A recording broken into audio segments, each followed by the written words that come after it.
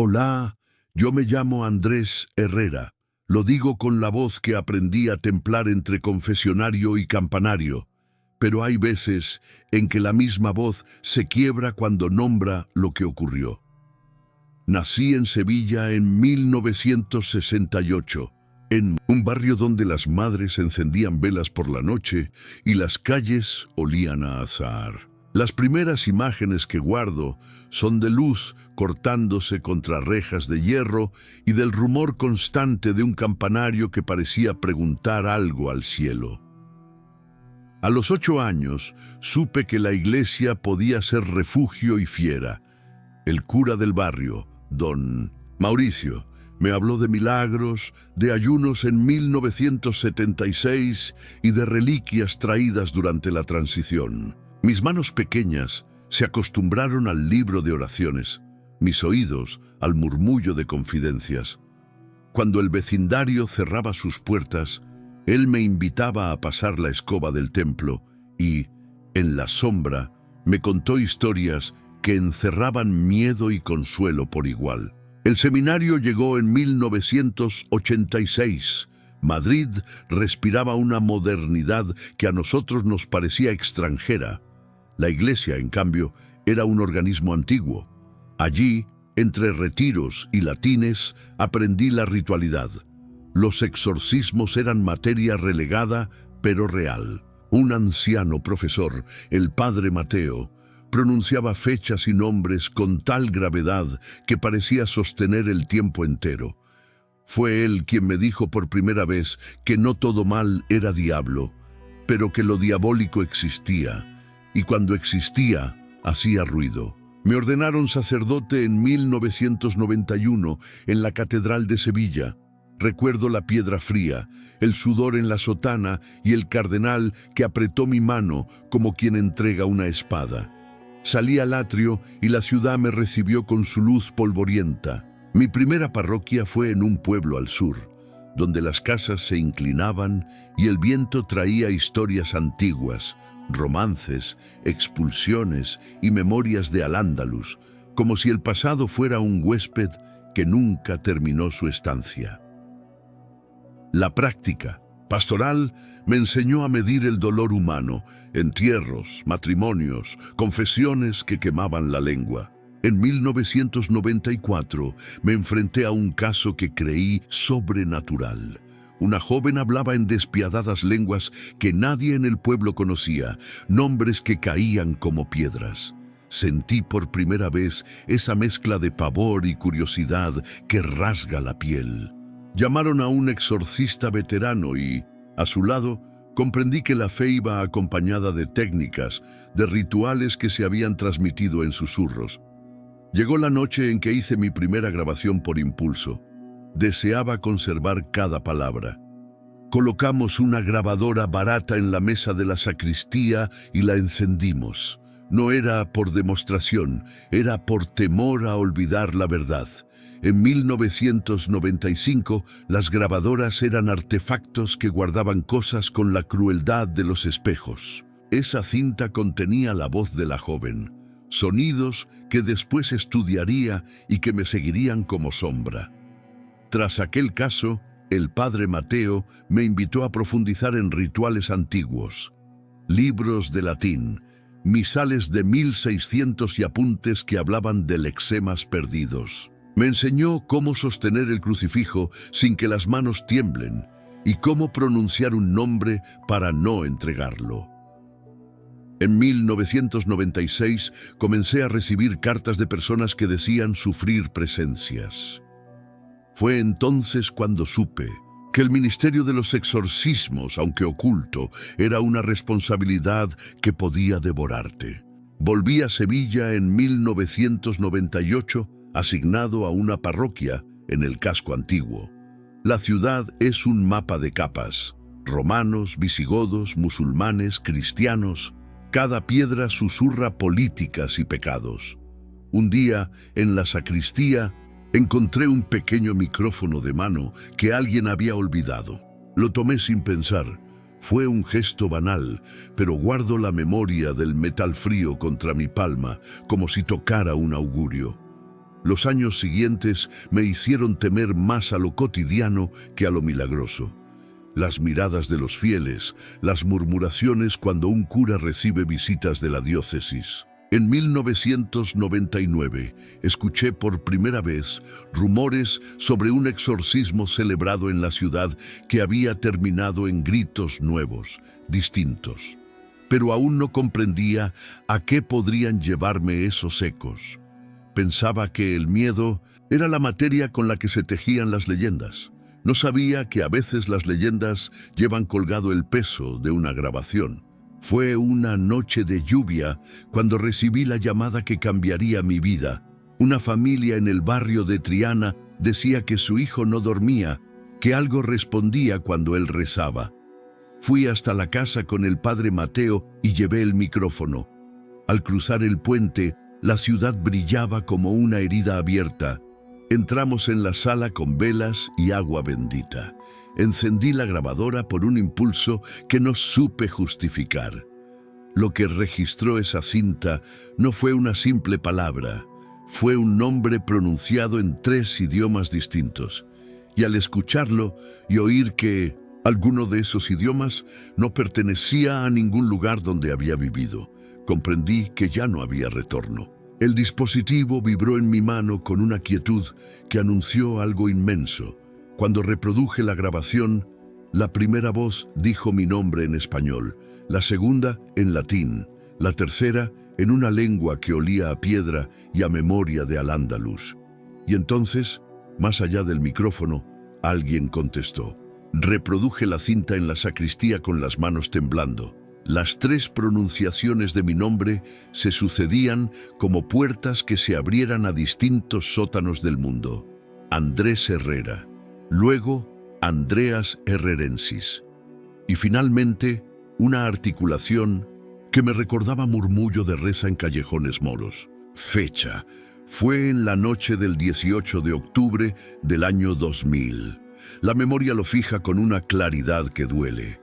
Guardé la grabación en un sobre y sentí por primera vez la noción de prueba. Lo sobrenatural podía materializarse en un archivo. Llevamos la cinta a un técnico de sonido en Sevilla que conocía la música sacra y el ruido de las procesiones. En 1999, el análisis era limitado, pero el hombre movía los botones con cuidado de orfebre. Nos miró con algo parecido a respeto cuando las 3 voces aparecieron en la onda. Me dijo que la separación espectral era extraña. La voz española y la latina tenían formantes compatibles con mi entorno, pero la tercera presentaba armónicos que no cuadraban con la anatomía humana conocida. La noticia viajó. En el año 2001, cuando la digitalización de audio se hizo más accesible, envié copias a expertos en Madrid y Barcelona. Un laboratorio de acústica en la universidad, dirigido por la doctora Teresa Alarcón, aceptó examinar la cinta. Ella me recibió en su despacho en el barrio universitario, con libros de física y una taza de café fría. Hablamos de espectrogramas, de ruido de fondo, de posibles ediciones. Traté de sonar científico, como si explicándome no pudiera sentirme arrastrado por el miedo. La doctora presentó un informe que anidó en mi cabeza como un insecto que no muere. Confirmó que la grabación era auténtica, que no había signos de manipulación digital detectables con las técnicas de entonces. Los 3 nombres aparecían en los mismos compases temporales, con patrones de envolvente vocal que no podían provenir de la misma boca sin un artefacto de alteración que nadie utilizó. Sus conclusiones me sacudieron. La última voz presentaba consonantes con articulaciones guturales extrañas, formadas en un punto del tracto vocal que los fonetistas citan como no humano en términos convencionales. La prensa local se enteró. Los feligreses murmuraban. Llegaron cartas y visitas. Personas que habían leído sobre casos de posesión en otros tiempos querían escuchar la grabación. Hubo quien buscó exorcismos por curiosidad. Hubo quien buscó consuelo. En el mes de mayo del año 2002, un programa de radio pidió reproducir parte del audio en antena. Con el permiso de la familia acepté. Oír mi propio nombre en la radio, pronunciado por una voz que no era la mía, fue como escuchar un decreto que me nombraba en presencia del mundo. El obispado supo del asunto y la casa curial nos citó. La diócesis ordenó discreción. Un expediente fue abierto en secreto. En 1999, la Iglesia había endurecido sus protocolos tras escándalos. Ya no se actuaba a la ligera. Me entrevistaron sobre métodos, sobre mi cordura, sobre el uso de dispositivos. Me miraron como si fuera un paciente bajo observación.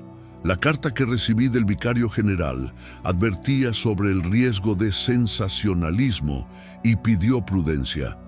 No convierta un misterio en teatro, decía con letra firme. Un joven ingeniero de sonido de Barcelona viajó para aportar pericia.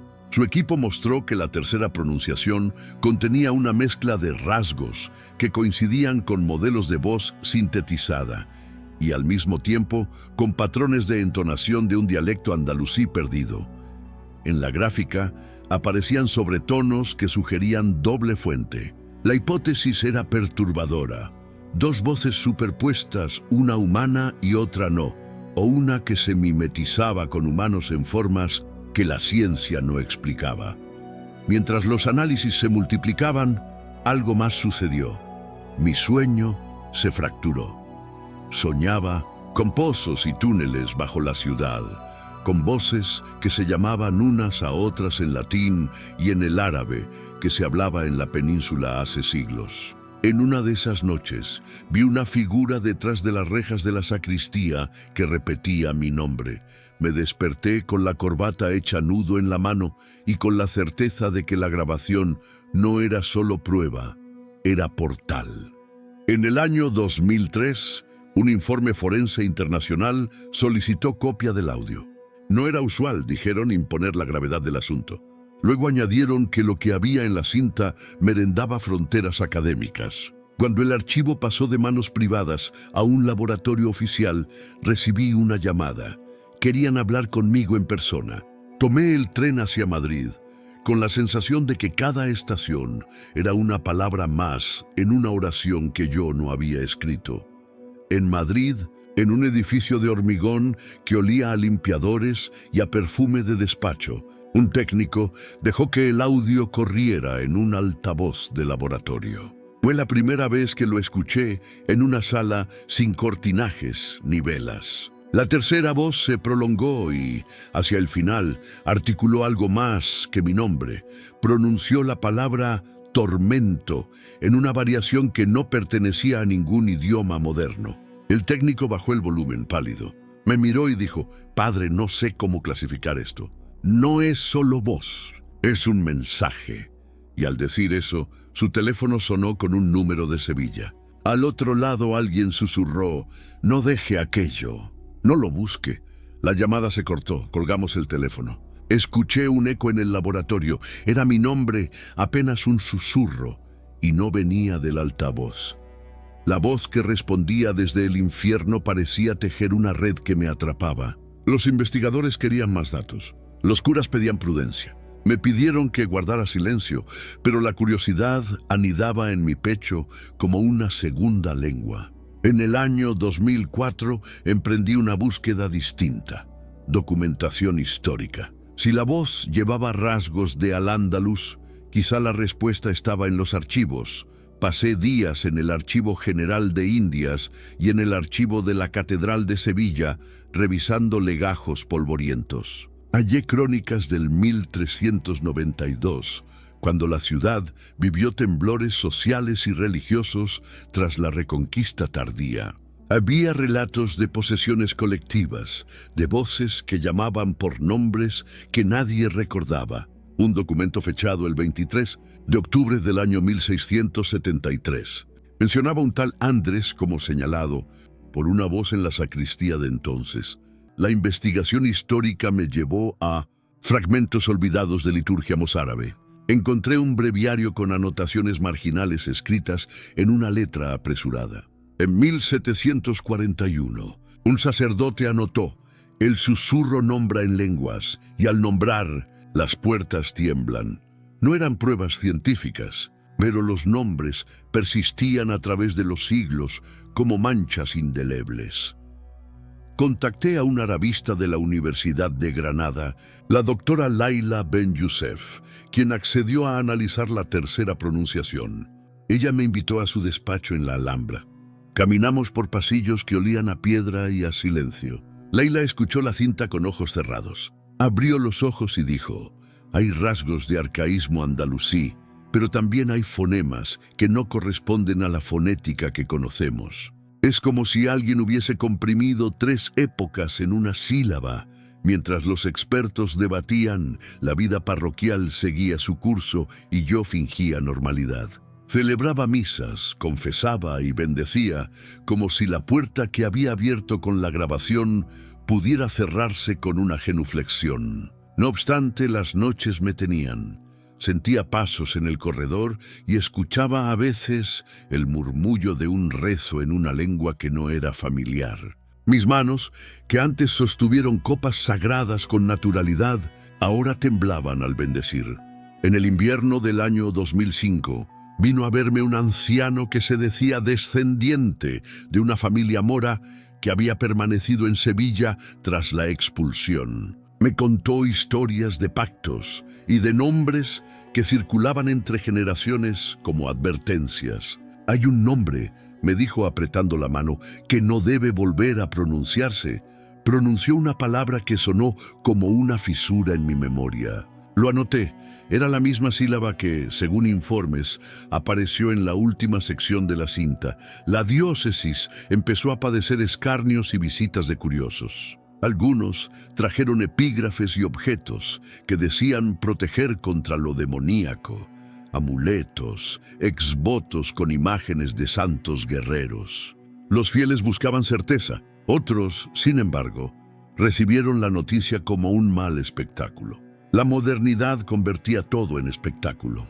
Sentí que la ciudad mismo, con su mezcla de devoción y turismo, se convertía en un tablero donde los peones eran nuestras vidas. En el año 2006, mientras estudiaba una crónica del 1558 sobre un brote de histeria colectiva en un convento sevillano, hallé una referencia casual.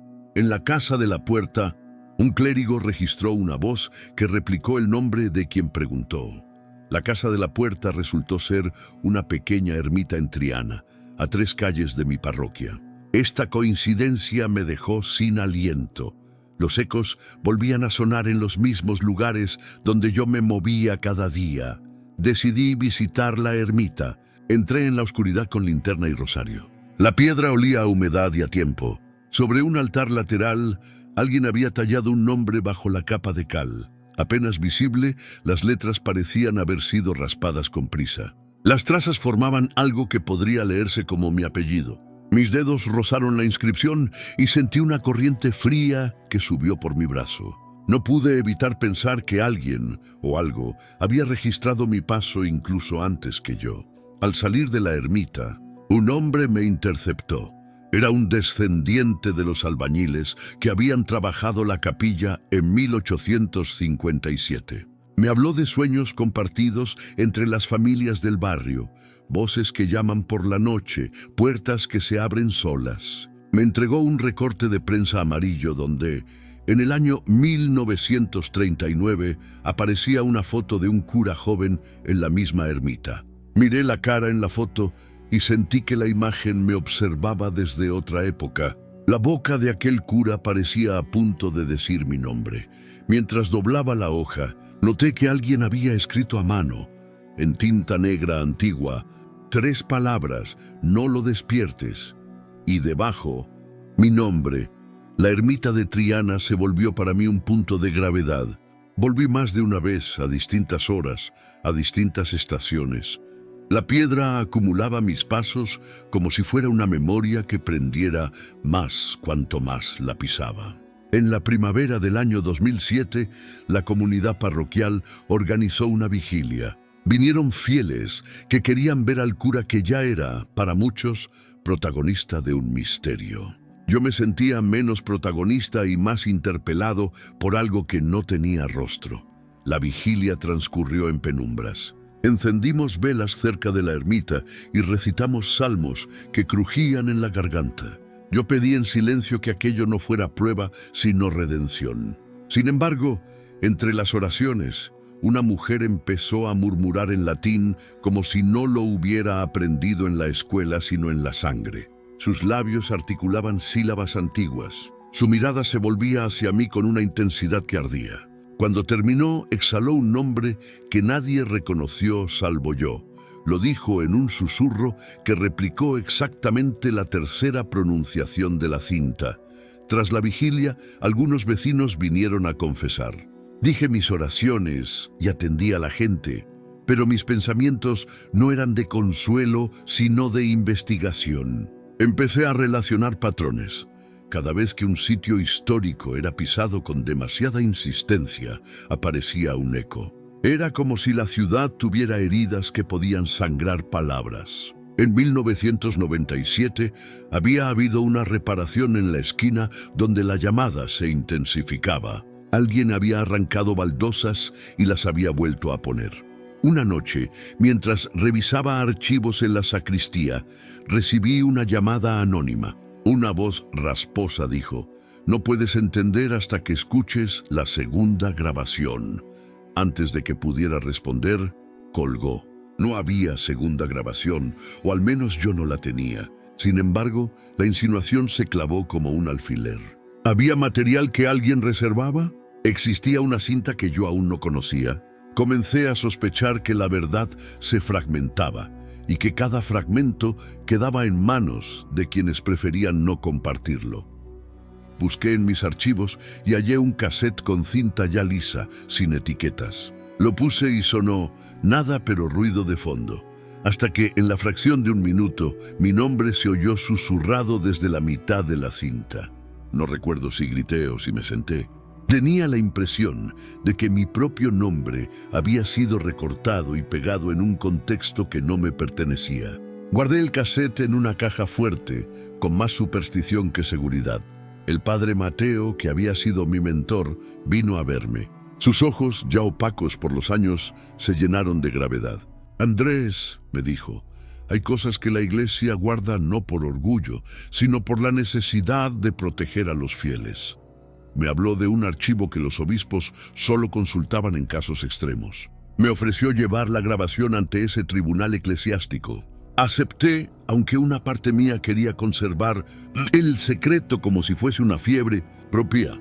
El tribunal eclesiástico pidió prudencia y designó a un perito canónico, un teólogo de Roma que había estudiado demonología en la década de 1950. Llegó en otoño del año 2008, con ojos de quien ha leído demasiadas cosas feas. Consiguió, con la liturgia adecuada, abrir una puerta de diálogo entre la ciencia y la fe. Me interrogó con preguntas que parecían cálculos. Yo respondí con un rezo. En su cuaderno anotó algo que me heló. La persistencia del nombre sugiere que el fenómeno no es local, es ritual. Al salir de la reunión encontré una nota en mi coche. Una caligrafía apretada decía: «No confíes en la historia oficial». No había firma. Sabía que había personas que podían beneficiarse del misterio o que temían que se revelara algo que debía permanecer oculto. Empecé a entender que la grabación había despertado no solo lo que fuese que respondía desde la otra parte, sino también a quienes custodiaban secretos. En la madrugada, volví a la ermita con una lámpara y la grabadora encendida. No esperaba nada. Buscaba más bien comprender mi propio temor. Me senté en el banco y encendí la máquina. Al cabo de unos minutos, una voz se elevó, clara, pronunciando mi nombre en latín, y tras ella una carcajada corta que sonó humana y a la vez como si hubiera sido filtrada por piedra. La lámpara titiló. Sentí que algo había tocado mi hombro. Al volverme, no había nadie. Al día siguiente, en la sacristía, la grabación había quedado grabada en la memoria de la máquina. La reproducimos y esa carcajada, esa fracción de segundo, aparecía con una resonancia que los peritos no supieron explicar. Mientras tanto, la ciudad comenzaba a dividirse. Algunos consideraban que el fenómeno era motivo de peregrinación, otros una farsa. Cuando salí de la iglesia, vi un grupo de jóvenes mirando fijamente una placa que nunca antes había visto. Alguien había tallado allí un nombre con la mano de quien conoce la herrumbre. Era mi apellido. Debajo, una fecha, 10 Irae. Esa misma noche, el padre Mateo desapareció. La noticia de la desaparición del padre Mateo corrió por Sevilla como pólvora en paja seca. La policía hizo pesquisas, la diócesis organizó búsquedas y la prensa local relacionó su ausencia con el caso de la grabación como quien ata una cuerda a dos postes. Yo sentí una culpa feroz, lo había incitado, lo había puesto en una diana al implicar a la iglesia. Busqué pistas en sus papeles. Hallé una nota suya que decía: si me pasa algo, no sigas solo. Era la firma de un hombre que sabía que lo que tocaba podía arrastrar. Los días que siguieron fueron una sucesión de visitas y preguntas que no respondía. La grabación, lejos de calmar la curiosidad, la inflamó. Llegaron expertos forenses de fuera de la región y con ellos cámaras que filmaban la fachada de la iglesia. Algunos llevaron altavoces y reproducían fragmentos para quien quisiera escuchar. La gente se apiñaba en la plaza, esperando que la verdad se derramara como lluvia. Yo, en cambio, sentía que la verdad era una vasija rota y que cada fragmento cortaba a quien lo sostenía. Una noche, revisando el teléfono del padre Mateo, encontré un mensaje encriptado, una dirección en el barrio de Santa Cruz y la frase: no pronuncies la tercera. Fui hasta allí. Los adoquines olían a vino y a tiempo. La puerta indicada llevaba una cerradura antigua. Golpeé y apareció una mujer, con ojos de quien ha velado muchas noches. Me reconoció y me invitó a entrar. En la estancia colgaban exvotos y fotografías con curas de otras épocas. En una de ellas, el padre Mateo yacía junto a un hombre que parecía un arqueólogo. La mujer se presentó como Pilar y dijo que custodiaba testimonios. Me mostró cartas antiguas que hablaban de un ritual prohibido, una fórmula que al pronunciar un nombre en 3 lenguas, abría una rendija entre mundos. Las cartas, fechadas en el día 29 de agosto del año 1874, mencionaban una advertencia: el que nombre 3 veces será nombrado. Pilar me miró con intensidad. Tu registro lo pronunció en público. Ahora hay quienes buscan el silencio suyo y nuestro. El distrito se volcó en teorías. Hubo quien sugirió que la desaparición del padre Mateo era conspiración. Otros, que alguien lo había secuestrado por lucrar con el rumor. Pero yo sentía que otra lógica, mucho más antigua, operaba. En la grabación no había solo voz, sino un mapa, nombres y traducciones que correspondían a lugares concretos en la ciudad. Descubrí que cada pronunciación, la española, la latina y la arcaica, apuntaba a una capilla, un archivo y una casa en Triana. Siguiendo ese mapa, llegué a una casa antigua de la judería. La dueña, una anciana llamada Celia, me mostró una caja con manuscritos familiares. Al abrirla, hallé un pequeño pergamino con una frase incompleta y una clave. Quien escucha, se nombra. Las letras eran claras. Alguien había querido dejar constancia de la mecánica del rito sin completarlo, como si temiera que la sola lectura fuera un peligro. Sentí cómo la palabra nombra me quemaba la lengua. Mientras tanto, en la ciudad, aparecían grafitis que decían «No despiertes» y «Andrés, calla». No sabía si eran burlas o advertencias. Cada mensaje me golpeaba como un martillo. Comencé a recibir llamadas de personas que aseguraban haber oído mi nombre susurrado en sus casas. Algunos afirmaban incluso haber escuchado la misma mezcla de lenguas. La frontera entre la grabación y la vida se desdibujaba. Un día, en el hueco de una noche sin luna, Encontré el coche del padre Mateo abandonado junto al río. El copiloto aún tenía su libro de exorcismos abiertos. Las páginas estaban marcadas con fechas, años antiguos, 1600, 1700, y notas en el margen con referencias a la ermita. Entre las cosas, hallé una segunda cinta, una que yo juraría no haber oído antes, con un color distinto y sin etiqueta. La guardé en el bolsillo y sentí que mi mano sudaba. Esa noche puse la cinta en una vieja máquina que el padre Mateo había usado. La reproducción empezó con ruido blanco y después una sucesión de susurros que no podían distinguirse hasta que, casi al final, la grabación registró una frase clara: Andrés, no vuelvas a Triana. La voz era la del padre Mateo, pero distorsionada, y al final un sollozo que no parecía humano. Sentí que el aire se me encogía. ¿Había sido secuestrado y obligado a grabar? ¿O estaba diciendo algo que había encontrado y que lo marcó? Decidí volver a la ermita esa misma madrugada con la cinta nueva en el bolsillo. Caminé por calles silenciosas, pensando que si el sonido era portal, quizás había que cerrarlo desde dentro. Al llegar, la puerta principal estaba entreabierta. Entré y la oscuridad me recibió con un frío que olía a cera quemada. En el altar lateral, un objeto había sido colocado. Un espejo pequeño, empañado, con algo escrito en el dorso en latín. Lo tomé y al voltear vi una inscripción que me heló la sangre. Quien mira, responde. En el reflejo, por un instante, vi no mi rostro, sino otro que me devolvía la mirada con ojos demasiado antiguos para ser humanos. El espejo comenzó a vibrar y desde su vidrio se oyó mi nombre en 3 voces, superpuestas, cada vez más cerca. El espejo tembló en mis manos como si una respiración viniera de su interior. Su superficie mostró, por un parpadeo, escenas que no me pertenecían. Un patio con naranjos en el que niños jugaban en una lengua que olía a otra época. Una cámara oscura donde sombras recitaban salmos en latín. Cerré los ojos y creí percibir, junto al latín y al español, un murmullo que sabía a aljibe. Mi pulso se aceleró hasta doler. Al día siguiente llevé el espejo ante la doctora Alarcón. En su laboratorio, bajo luces blancas, el objeto parecía un pedazo de luna rota. Ella sugirió cautela, pero al analizar reflejos y materiales encontró una anormalidad.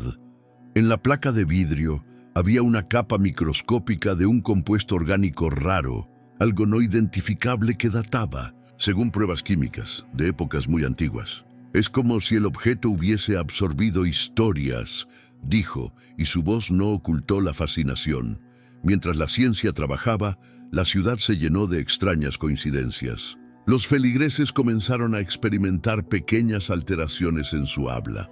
Frases sencillas se convertían en latines sueltos. Rezos en castellano terminaban con palabras que olían a árabe clásico. Un niño me dijo que, desde que escuchó la cinta, su muñeco repetía mi nombre a las 3 de la madrugada. Me pregunté si el fenómeno expandía su esfera como una mancha de aceite sobre agua.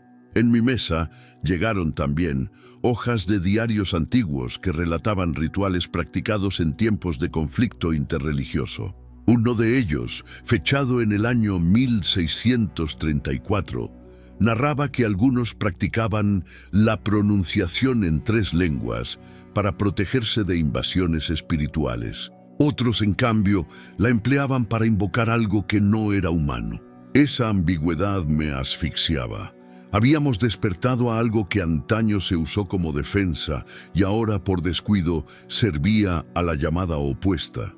Una noche en la sacristía activé la grabadora para observar la respuesta en vivo. Oré, aunque mis palabras eran torpes, y dije mi nombre en alto una vez, por curiosidad. El silencio que siguió fue pesado. Entonces, desde la cinta, otra voz respondió en latín. No era la misma grabada antes. Esta tenía la textura de un hombre que ha leído la historia y también la de un monstruo que recuerda edades. Fue entonces cuando comprendí que la cinta no solo contenía sonido, sino algo que podía desencadenar respuesta. La comunidad científica se dividió entre los que querían analizar más y los que temían que la difusión fuera peligrosa. La doctora Laila propuso un experimento controlado: reproducir la tercera voz en una cámara anecoica para observar reacciones físicas. Accedí con la mezcla de fe y terror que caracteriza a los que sostienen rituales y experimentos por igual. En el laboratorio, con la cinta en la máquina y micrófonos en círculo, accionamos la reproducción. Los micrófonos captaron un fenómeno extraño, un latido eléctrico como si el sonido moldeara un campo.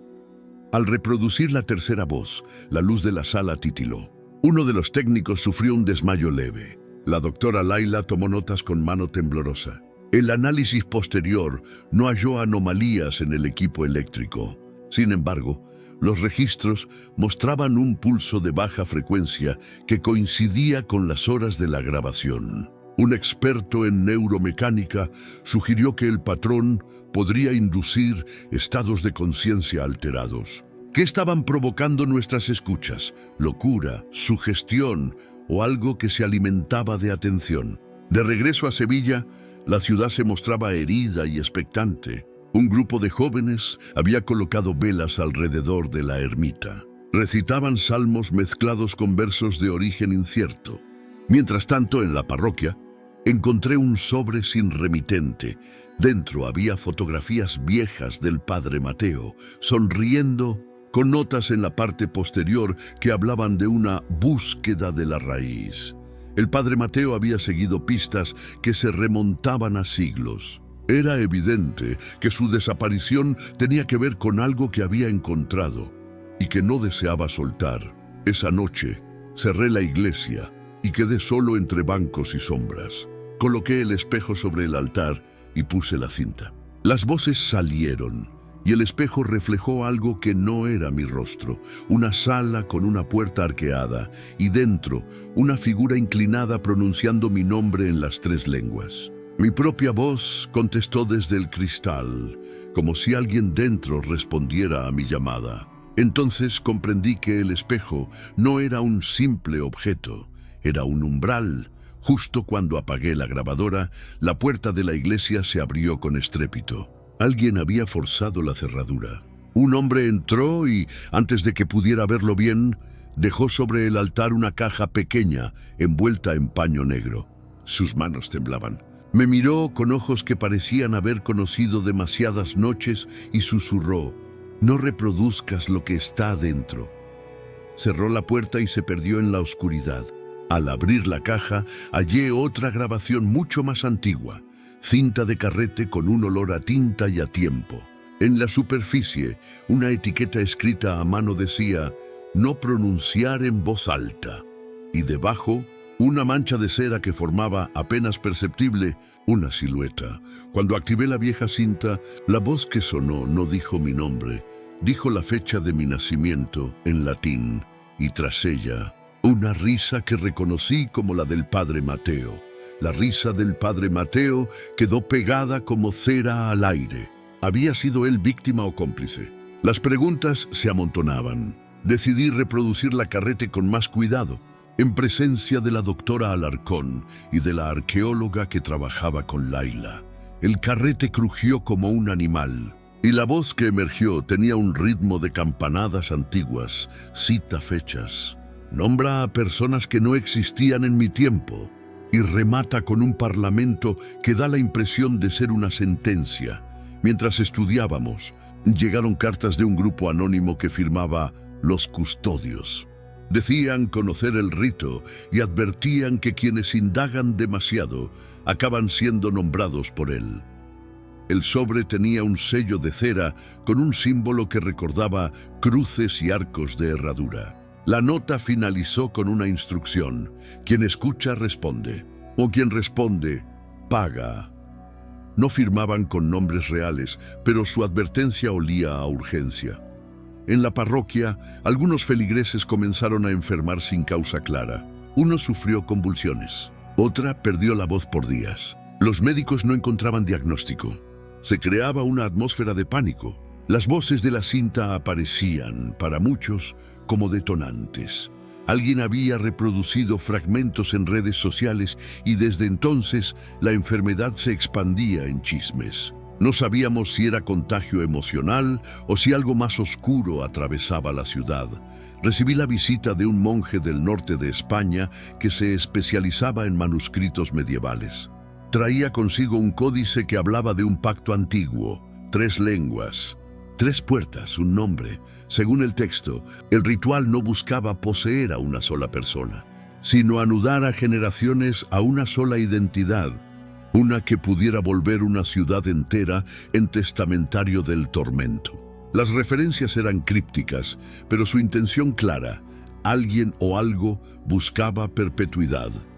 En la madrugada del 23 de abril del año 2010, la alarma de la iglesia sonó. Corrí al campanario y vi figuras en las sombras. No pude atraparlas. Solo encontré en el suelo una lista de nombres escrita con letra temblorosa. Entre ellos el mío. Debajo una línea: la segunda voz será la que te reclame. Comprendí que ya no era investigador, era objetivo. La presión se tornó insoportable. Me acusaron de provocar histeria. La diócesis consideró apartarme temporalmente. Mientras tanto, la doctora Laila afirmó que había detectado un patrón nuevo en la tercera voz. No solo imitaba fonemas antiguos, sino que consonantes enteras cambiaban su orientación espectral, como si la voz se adaptara a quien la escuchase. Era como si la grabación se personalizara. Alguien o algo nos observaba y modulaba su mensaje. En medio de la tormenta, hallé una carta del padre Mateo escondida entre mis libros. Decía: si no vuelvo, busca en la casa del pozo. Allí está la respuesta y la trampa. La casa del pozo resultó ser una construcción en las afueras de Sevilla que había pertenecido a un linaje de notables que, según rumores, practicaban ritos sin nombre. Fui hasta allí en la noche, con la sensación de que la tierra me tiraba hacia atrás. La casa del pozo tenía un patio con un aljibe central. Dentro, en la pared, alguien había pintado inscripciones que mezclaban latín, árabe y castellano. En el centro, una piedra tallada con el mismo símbolo del sello de cera. Me acerqué y toqué la piedra. Sentí un cosquilleo que subía por mis dedos hasta la nuca. Al retirar la mano, una voz desde el interior del aljibe dijo mi nombre en la tercera lengua. Casi como si la piedra hubiera aprendido a pronunciar. Al salir de la casa del pozo, una figura se abalanzó sobre mí. Era un hombre delgado con ojos que brillaban como carbones. Me sujetó y me dijo con voz partida: no podemos detenerlo, solo retrasarlo. Hay una segunda grabación, pero no debe sonar en un lugar sagrado. Y me pasó un pendrive con archivos digitales. Vi las ondas, patrones imposibles. Si la escuchas, dijo, te buscará. Lo solté y al volverme, el hombre se había esfumado. En la noche, frente a la iglesia, reuní al pequeño grupo de confianza: la doctora Alarcón, la arqueóloga Pilar y la mujer que custodiaba los testimonios. Abrimos el pendrive en una sala segura y encontramos archivos con fechas antiguas. Algunos databan de 1984 y otros mostraban marcas como si hubieran sido grabados en otra época. Al reproducir uno, la voz no dijo mi nombre, enumeró fechas de muertes en la ciudad y al final pronunció la frase «tu turno». La sala quedó en silencio absoluto. Al regresar a casa, encontré en la almohada una nota escrita con mi letra: si te nombra, no contestes. Y alguien había añadido debajo, con otra mano: no puedes no contestar. La nota en mi almohada fue un golpe de mano fría. ¿Quién había entrado en mi casa? ¿Quién conocía mis miedos al punto de escribir con mi propia caligrafía? La paranoia creció como un hongo. Decidí dormir en la sacristía, en una litera provisional, con la grabadora encendida, por si lo que llegaba a mi cama tenía voz. Esa noche, el silencio fue una presencia contundente. Al filo del alba, la grabadora registró un susurro, casi inaudible, pero reconocible. Mi nombre y después una pregunta en latín: ¿Accedis? ¿Accedes? Quise no responder, obedecer la nota, pero había una fisura en mi voluntad. Mi profesión, mi curiosidad me empujaban a afirmar. No dije nada. La voz entonces cambió y pronunció algo que sonó como un mandato directo: responde por los tuyos. Fue como si me obligaran a elegir. El efecto fue inmediato. Al día siguiente, un feligrés, al que había confesado hacía años, tuvo una crisis nerviosa en la iglesia. Gritó nombres de ancestros, habló en latín y en árabe, y al final repitió mi apellido como si lo hubiese aprendido en la calle. Lo sedaron. Los médicos no encontraron motivo físico. La correlación con la grabadora era innegable. Me pregunté si la prohibición de no contestar era una trampa, si no responder fuera en sí una respuesta. Un sacerdote amigo, que trabajaba en la diócesis de Córdoba, me sugirió un ritual de protección antigua. Viajé para realizarlo. La ceremonia requirió símbolos que mezclaban bendiciones con cantos mozárabes. Durante el rito, noté que las notas musicales se volvieron extrañas. No solo alteraban la melodía, sino que parecían activar microvariaciones en el aire. Fue como tocar una cuerda invisible que recorría la ciudad. Tras el ritual, pensé que habíamos ganado tiempo. Pero en la mañana siguiente, en la sacristía, hallé un sobre con fotografías del padre Mateo, enterradas en una tumba que yo no conocía y que, según los documentos, databa del año 1872. ¿Cómo había una tumba a nombre de alguien vivo? Comprendí que el tiempo se entrelazaba con lo que ocurría. Los muertos y los vivos se cruzaban en registros que no respetaban la linealidad. La arqueóloga que nos acompañaba, Marta, sugirió una hipótesis. Quizá la grabación actuaba como virus que incrustaba nombres en la memoria colectiva y, en casos extremos, lograba que una entidad antigua reclamase portadores en distintos tiempos. Si eso fuera cierto, mi deber no era solo apagar la voz, sino cortar la cadena que la alimentaba. Para ello, propuso una intervención en la casa del pozo donde, según las cartas, se había sellado originalmente el rito. Rechacé el pacto. No por orgullo, sino por miedo a lo que implicaba encadenar a generaciones a una condición de escucha perpetua. Decidí romper la cinta. Tomé un cuchillo y, en la penumbra, corté la bobina del carrete más antiguo y quemé los fragmentos restantes de aquella cinta. Las cenizas olían a pólvora y a incienso. Por un momento pensé que la melodía cesaría y que la ciudad respiraría de nuevo. Sin embargo, al amanecer, la prensa anunció un fenómeno inexplicable. Varios barrios habían sufrido apagones y, en la noche, los vecinos aseguraban haber escuchado voces que recitaban nombres. En la casa del pozo, la piedra tallada comenzó a sangrar una resina oscura. Comprendí que no bastaba destruir la grabación física. La resonancia ya se había incrustado en tejidos humanos, en documentos, en objetos. Habíamos sido portadores sin saberlo. Llegó la última elección: presentar todo al mundo y pedir ayuda colectiva, o mantener silencio y proteger a los fieles desde la clandestinidad. Elegí lo segundo: mantener el fuego apagado, continuar el rito de protección en privado y construir una red de guardias que velaran por la ciudad. Pero la marca en mi palma ardía cada día con fuerza desigual, recordándome que aquello que habíamos tocado no se borraba tan fácil. Años después, ya con los cabellos plateados y la sotana gastada, escribo estas memorias. El caso se cerró oficialmente en la documentación eclesiástica con la nota «resuelto discretamente». Los expertos firmaron informes que admitían misterio sin resolver. Las grabaciones oficiales reposan en un archivo que solo unos pocos han escuchado. Yo he envejecido junto a la marca que nunca me abandonó. A veces, al rezar, siento una respuesta no de voz, sino de silencio.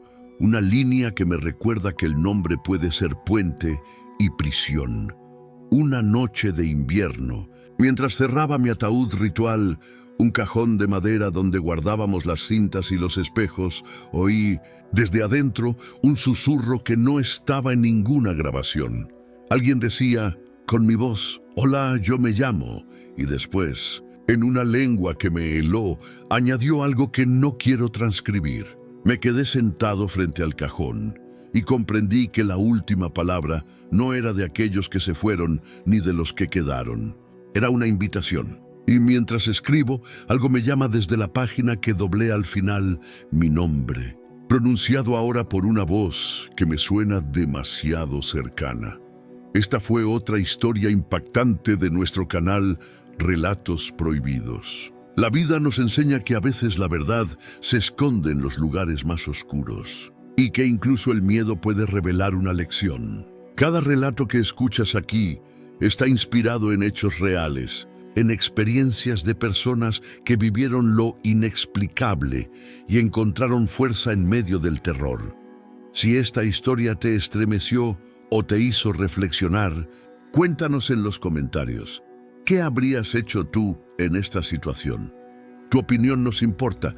No olvides suscribirte y activar la campanita para no perderte nuestros próximos videos llenos de misterio, suspense y emociones intensas. Cada semana te esperamos con nuevas historias de secretos, traiciones, desapariciones y verdades que el tiempo intentó ocultar. Comparte este video con alguien que disfrute de los enigmas de la vida. Y recuerda, no todas las puertas deberían abrirse, pero algunas revelan lo que más necesitamos ver. Hasta el próximo video. Si te atreves a escucharlo,